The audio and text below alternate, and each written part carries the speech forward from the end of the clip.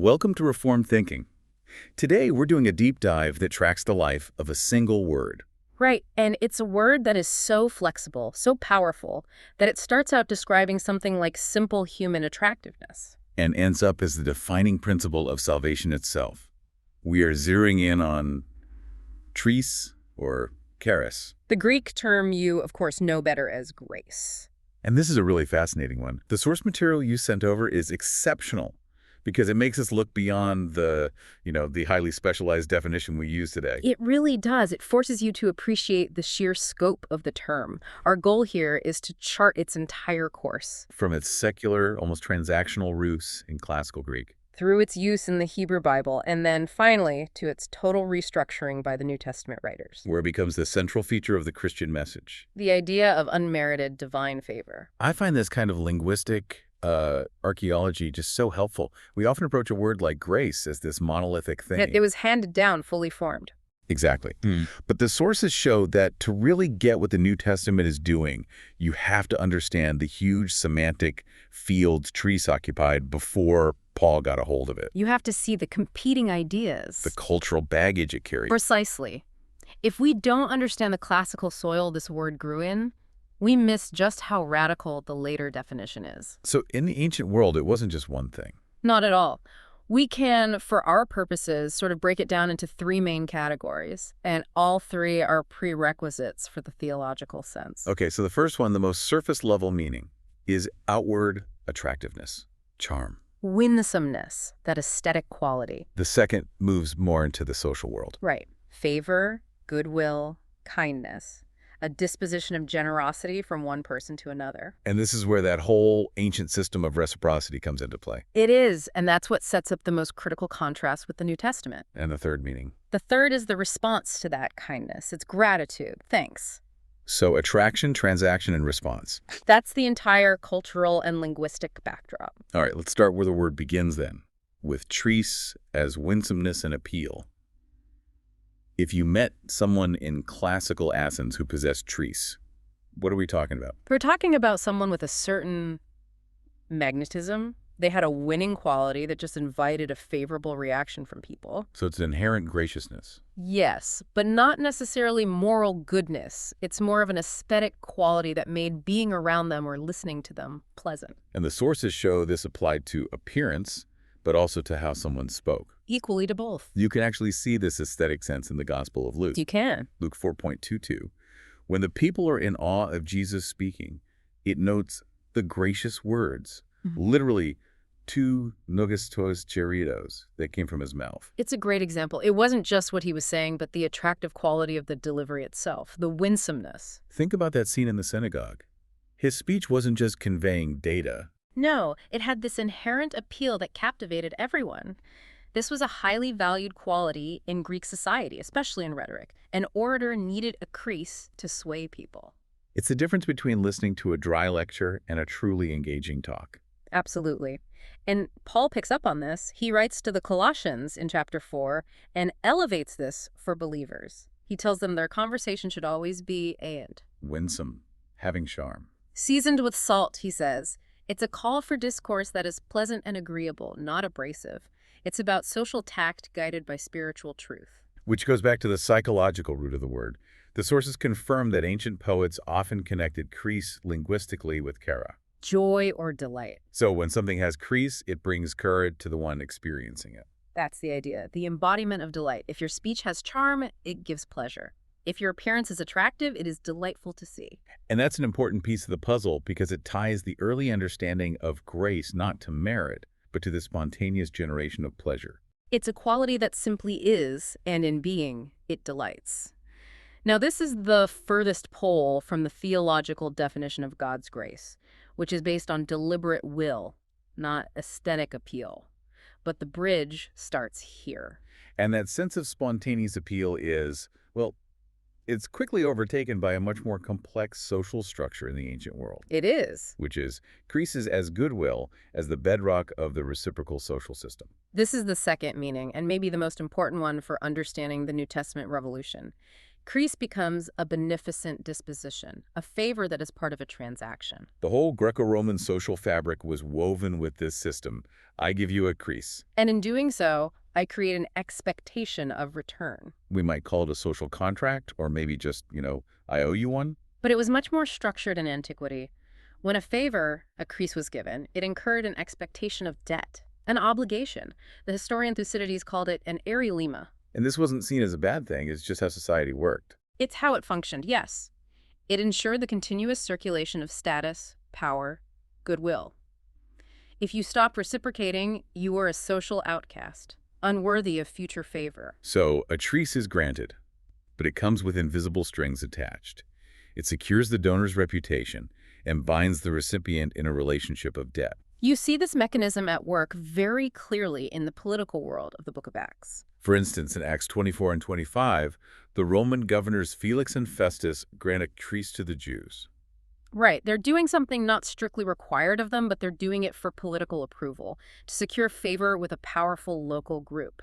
The charis is given to get something back. It's a political calculation. A manipulation of the social debt system. It's a highly pragmatic form of kindness. This often gets framed in contrast to the Roman system of patronage, where the gift-giving maintained the social hierarchy. That Roman patronage model is the perfect foil for Pauline theology. The patron, the powerful one, gives a gift to the client, the dependent one. Not because the client earned it. No, but because the patron is demonstrating his own superiority and generosity. The act of giving reinforces the patron's higher status and ensures the client's loyalty. So the gift is undeserved, in a sense, but it's not truly free, because the whole point is to maintain the relationship in the patron's position. And the moment you hear about undeserved gifts in a Roman setting, your mind jumps to the later Christian meaning. But the intent is inverted. Completely. In Rome, the undeserved gift reinforces the donor's superiority over the recipient. For Paul, the undeserved gift annihilates the distance between the donor and the recipient. It destroys the whole system of debt. And that's the tension we have to hold on to. The charis Paul is about to define doesn't just grant a gift, it cancels the entire affilium ledger. It moves from transactional to unilaterally restorative. So if the first two meanings were the act of favor, the charm or the kindness, the third describes the response. Charis as gratitude, as thanks. It's the reciprocal moment. In that ancient social system, if you received a thesaurus, a favor, you were obligated to offer charis thanks in return. It's the verbal acknowledgement of the debt, even if you plan to pay it back in action later. The standard formula for this was pretty common. Shuring, or to be grateful. You see it in Luke 17 in that sort of rhetorical question about thanking a servant who just does his duty. And this usage moves pretty quickly into the religious sphere. It does. A powerful religious expression of this is that common elliptical phrase, charis chari. Thanks be to God. Paul uses it constantly, Romans 7, 2 Corinthians 9. And this is where the classical meaning starts to really bump up against the divine. The idea of acknowledging a powerful, beneficent benefactor was already well established. It was. And this religious usage is key because it formalizes the recognition that God is the ultimate source of all good things. By using charis here, the early Christian writers were building on a linguistic tradition that demanded you acknowledge the giver. What the New Testament changes is the content of the gift. Right. It makes the gift so vast that the only possible return is gratitude, not proportional service. The gift becomes so infinite, the debt can only be paid by continuous thanks, not by works that could ever hope to balance the scale. That's a great way to put it. The infinite gift necessitates the perpetual response of gratitude. And to really appreciate the radical shift Paul is about to introduce, we need to understand the prior religious framework, specifically how chias connected to Hebrew thought. All right, so the bridge between classical Greek and New Testament theology is the Septuagint, the Greek translation of the Old Testament. Yes. And our source material points to the main Hebrew equivalent for cheers as shes or chen. That's where the semantic roots of favor primarily live in the Old Testament. Chen means favor, kindness, charm. And the verbal root is ches chen. Right, which describes the action to turn in grace, to show assistance, or to be favorably inclined. So the action, the verb, emphasizes the direction of the movement. It's always from the strong to the weak. A consistent pattern. It could be a king showing favor to a subject, or God showing favor to Israel. The grace is always initiated by the superior party in response to a need. The element of unmerited kindness is definitely in the root verb.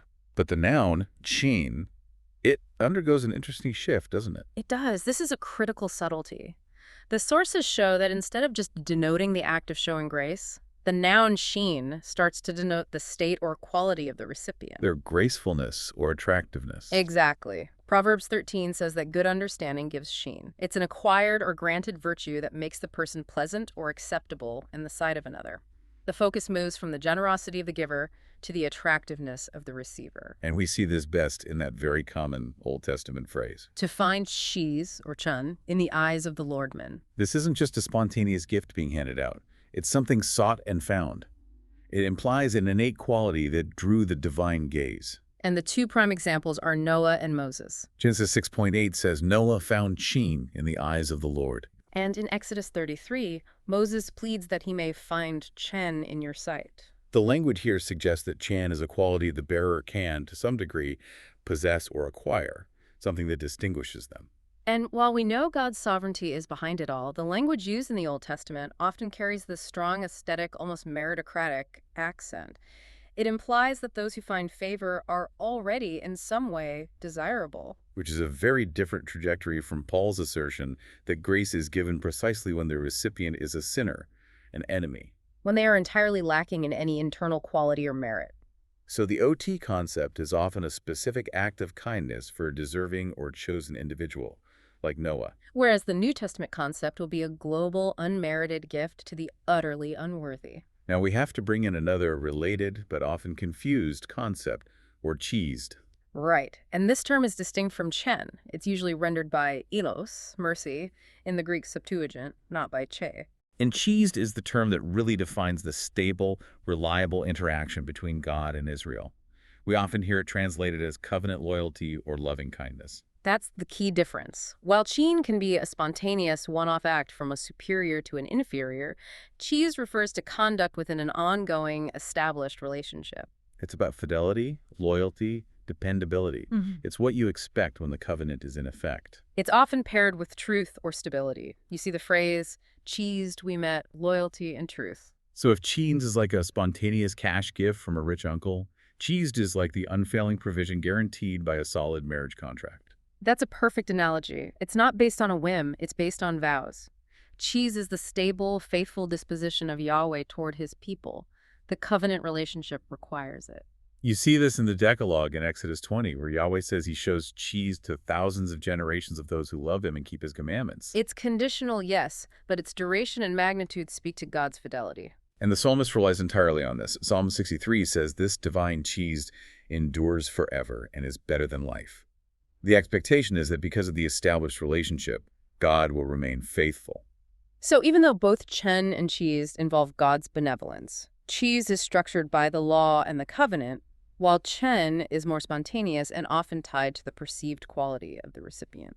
And when the New Testament uses trees, it absorbs the positive aspects of both God's unmerited benevolence and his fidelity, but divorces them from the legal demands of the Old Covenant. Which brings us to the theological sticking point that had to be overcome for the New Testament idea of grace to work. The rabbinic viewpoint on favor and works. This is the crux of it. Rabbinic thought, which developed alongside and after the New Testament period, maintained a very strong posture that limited trees. They acknowledged divine favor, of course, but said it was strictly supplemental. So grace, in their system, only showed up where works were absent or where human efforts fell just short. It was an aid, a safety net, but not the sole engine of justification.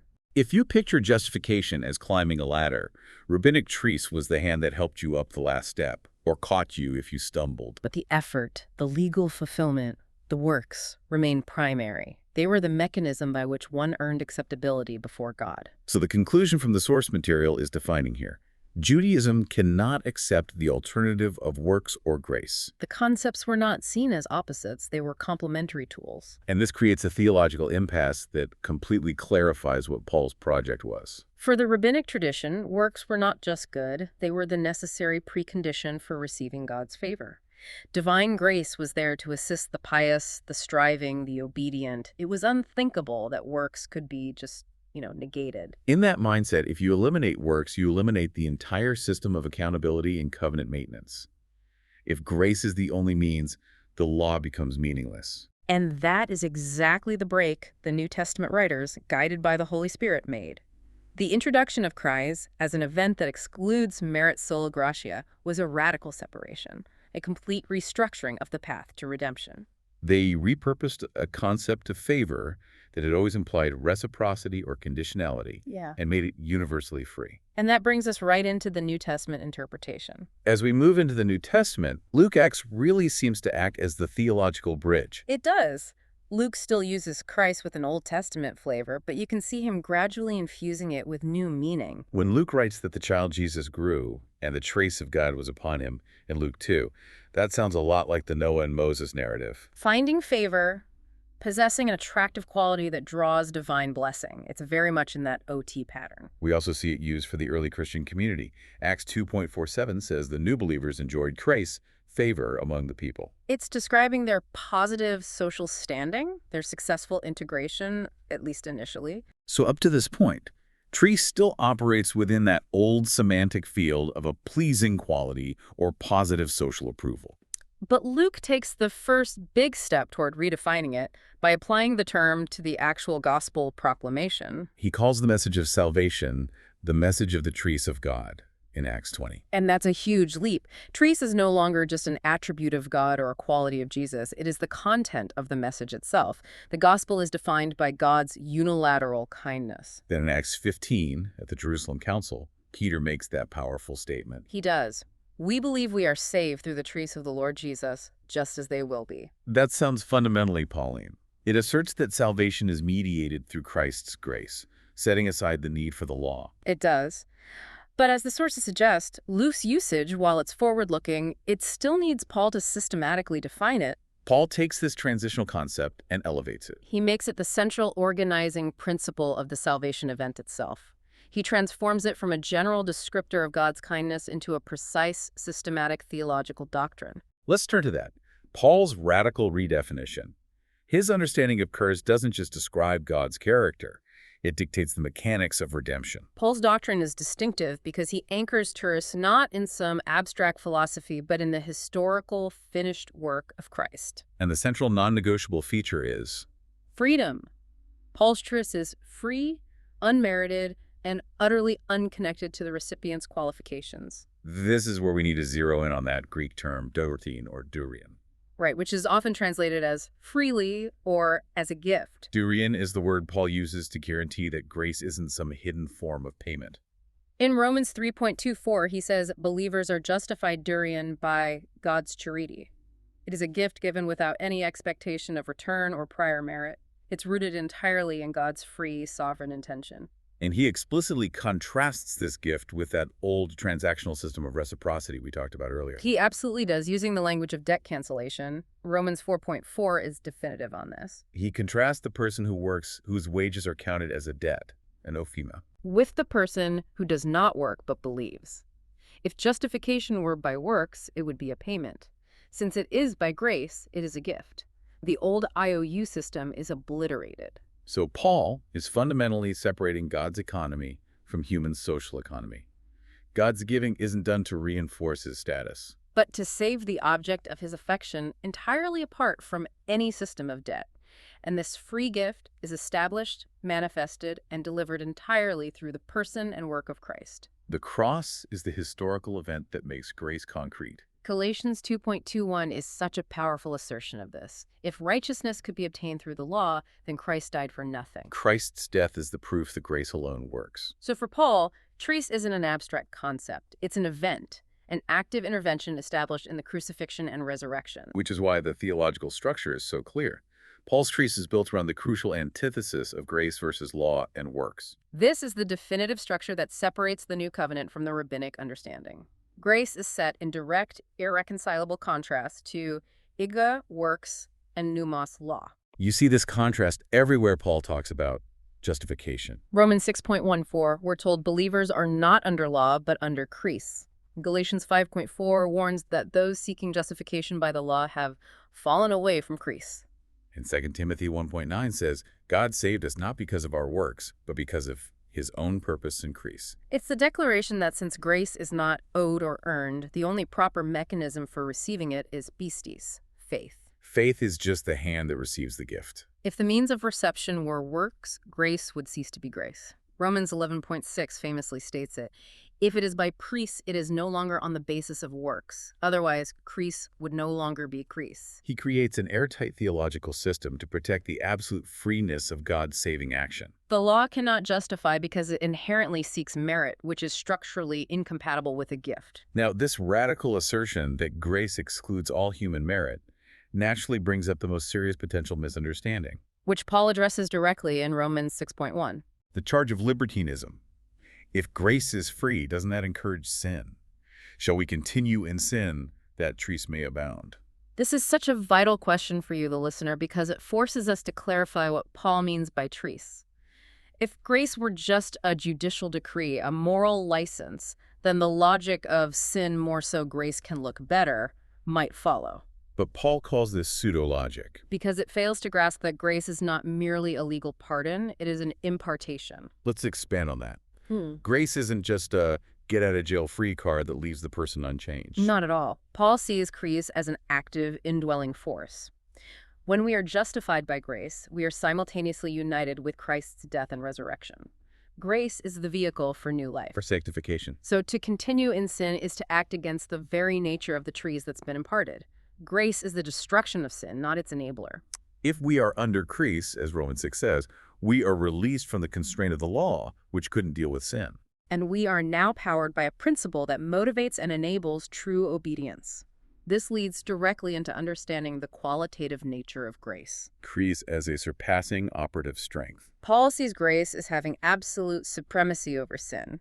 That famous phrase in Romans 5.3 illustrates it, where sin increased, overflowed. Or literally, hyper-overflowed. Sin. It's not just superior in volume, it's qualitatively different and more powerful. And this qualitative supremacy is necessary for the believer's ongoing life. Paul gives us the ultimate definition of operative grace in his personal story in 2 Corinthians 12. After begging the Lord 3 times to remove his thorn in the flesh, the Lord replies, "My charis is sufficient for you, for my ability is made complete in weakness." The sources interpret this as a twofold defining statement. First, Paul's request is denied. No extra aid is coming. Second, no additional aid is necessary. The divine Charis contains within itself all the necessary strength, all the... This is the theological culmination.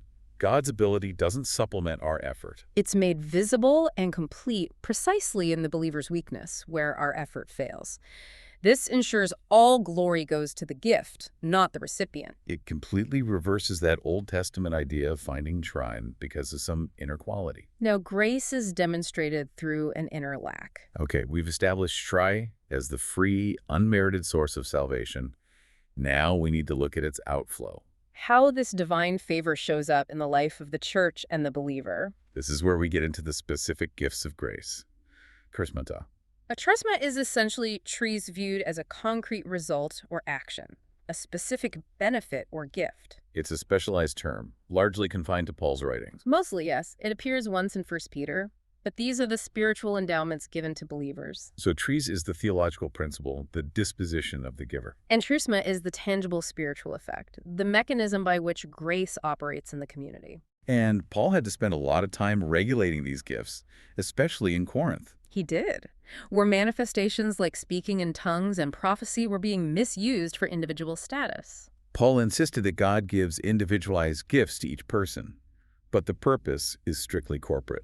For the common good, for the building up of the church. The gifts are for service, not status. The sources highlight a specific triad Paul uses in 1 Corinthians 12 to establish the unified sovereign source of these varied effects. And this triad is crucial for understanding the Trinitarian unity behind the visible diversity in the church. Paul lists charismata, gifts linked to the Spirit. Dikakani, ministries or service linked to the Lord. And encompasses, operations or effects linked to God the Father. This structural mapping ensures that while the manifestations are manifold speaking, teaching, helping, leading, they all flow from one divine source. The Spirit gives the gift, the Lord provides the ministry, and God the Father effects the operation. There are 3 different perspectives on the same unified divine action. And notice the breadth of that. The inclusion of diakoni, ministries or service, among the charismata is so important. It means the mundane acts of everyday service and assistance. Are just as much a manifestation of the Spirit's operation as the spectacular gifts. The gift is provisional for the current time, and its value is measured only by how effectively it builds up the body. So if the gift, the charisma, is the outflow of trisi, then the appropriate return flow, the human response, is thanksgiving. Which just literally means good treasus, thanksgiving.